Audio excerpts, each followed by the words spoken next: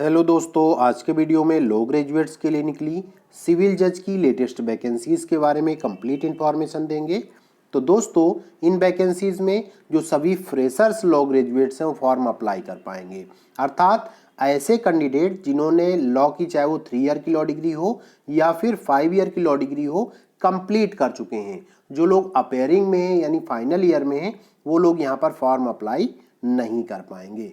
तो दोस्तों, इन वैकेंसीज के बारे में जानने से पहले यदि आप हमारे चैनल पर पहली बार वीडियो देख रहे हैं या आपने अभी तक हमारे चैनल को सब्सक्राइब नहीं किया है, तो सभी प्रकार के legal updates, legal jobs information के साथ साथ एआईबी एग्जाम प्रिपरेशन करने के लिए जल्दी से वीडियो को लाइक और चैनल को सब्सक्राइब कर लीजिए।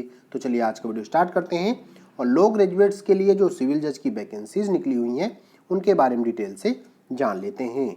तो दोस्तों, यहाँ पर जो वैकेंसीज निकली हुई हैं आंध्र प्रदेश हाई कोर्ट के द्वारा निकाली गई। आंध्र प्रदेश में सिविल जज की वैकेंसीज निकाली गई हैं।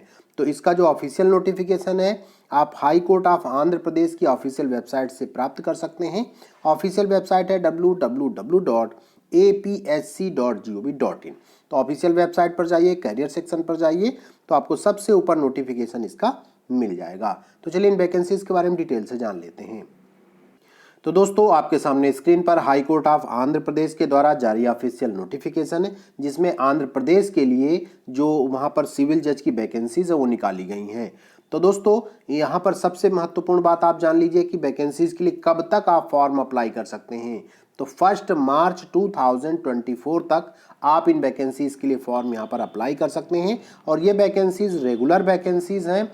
और यहाँ पर जो आपको फॉर्म है वो ऑनलाइन फॉर्म अप्लाई करना होगा और एप्लीकेशन फीस है वो भी आपको ऑनलाइन ही पे करनी होगी। अब बात कर लेते हैं नंबर ऑफ वैकेंसीज की। तो यहाँ पर टोटल 39 वैकेंसीज हैं, जिनमें से जो 32 वैकेंसीज हैं वो डायरेक्ट वैकेंसीज हैं, मीन्स डायरेक्ट एग्जाम होगा, प्री मेंस और इंटरव्यू फिर सिलेक्शन होगा। और दूसरी जो 7 वैकेंसीज है इनमें से वो यहाँ पर ट्रांसफर के द्वारा, मीन्स जो लोग पहले से विभाग में नौकरी कर रहे हैं उनके लिए है। तो एक प्रकार से देखा जाए जो फ्रेशर्स लॉ ग्रेजुएट्स हैं वो केवल उनके लिए यहाँ पर 32 वैकेंसीज हैं। पे स्केल की अगर बात करें तो यहाँ पर 77,840 से लेकर के 1,36,520 का पे स्केल है, जो कि सिविल जज जूनियर डिवीज़न के लिए बहुत बेस्ट पे स्केल है, मीन्स बहुत अच्छा पे स्केल है। और आपको जो फॉर्म अप्लाई करना है इनकी ऑफिशियल वेबसाइट के माध्यम से ऑनलाइन फॉर्म अप्लाई करना है। अब बात कर लेते हैं दोस्तों कि इसके लिए जो है क्वालिफिकेशन क्या मांगी गई है। तो क्वालिफिकेशन आपके पास सिर्फ लॉ डिग्री होनी चाहिए, चाहे वो 3 ईयर की लॉ डिग्री हो या फिर 5 ईयर की लॉ डिग्री हो, लेकिन लॉ डिग्री आपकी कंप्लीट होनी चाहिए। मीन्स जो अपेयरिंग स्टूडेंट्स हैं वो यहाँ पर फॉर्म अप्लाई नहीं कर पाएंगे और यहाँ पर जो सभी फ्रेशर्स हैं वो फॉर्म अप्लाई कर पाएंगे। एज लिमिट की अगर बात करें दोस्तों, तो यहाँ पर मैक्सिमम 35 ईयर्स एज तक के जो कैंडिडेट हैं वो फॉर्म अप्लाई कर पाएंगे और एज काउंट होगी 1 जनवरी 2024 से। एज रिलैक्सेशन की अगर बात करें तो यहाँ पर जो गवर्नमेंट का एज रिलैक्सेशन रूल्स है उसके अकॉर्डिंग आपको यहाँ पर एज रिलैक्सेशन मिलेगा। एग्जाम पैटर्न की बात करें तो यहाँ पर देखिए प्री मेंस इंटरव्यू के माध्यम से आपका सिलेक्शन है और जो प्री क्वालिफाइड है तो मेंस गए, मेंस क्वालिफाइड हो गए तो इंटरव्यू गए और जो फाइनल लिस्ट तैयार होगी और वो भी आपकी फाइनल मेरिट के आधार पर तैयार होगी। जो एग्जामिनेशन सेंटर्स होंगे आपके आंध्र प्रदेश के अंदर ही सारे एग्जामिनेशन सेंटर्स बनाए गए हैं। और एप्लीकेशन फ़ीस की बात कर लेते हैं दोस्तों यहाँ पर। तो देखिए एप्लीकेशन फ़ीस आपको ऑनलाइन ही पे करनी है, लेकिन जो ऑनलाइन एप्लीकेशन फ़ीस है वो किसके लिए कितनी रखी गई जानना जरूरी है।